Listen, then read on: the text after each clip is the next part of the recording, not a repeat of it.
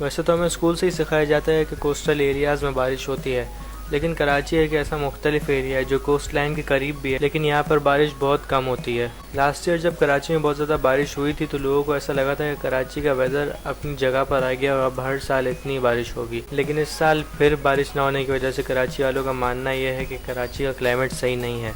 उन्हें ऐसा लगता है कराची में ग्रीनरी ना होने की वजह से इधर बारिश नहीं होती है। तो इसके मेजर रीज़न्स क्या है वो मैं आपको बताता हूँ।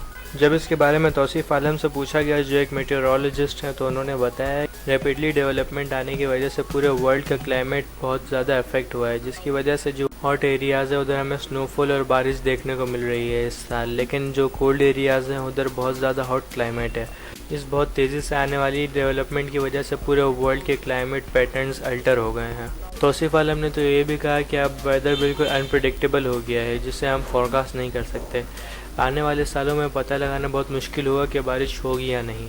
हम आने वाले सालों के वेदर के बारे में कुछ भी नहीं बोल सकते। हो सकता है कराची में अगले साल बहुत ज़्यादा रेन हो और हो सकता है ना भी हो।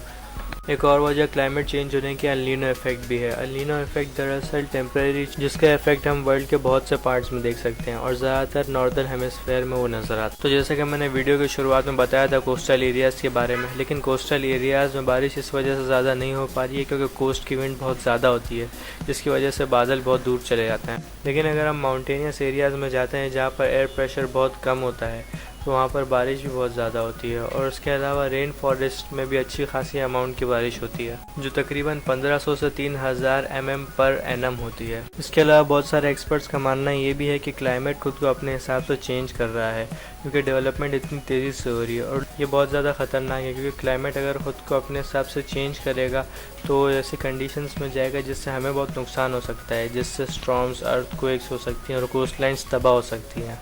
तो अगर आपको ये वीडियो यूज़फुल लगी हो तो आप इस वीडियो को लाइक कर सकते हैं। ऐसी और वीडियोस के लिए इस चैनल को सब्सक्राइब कर सकते हैं।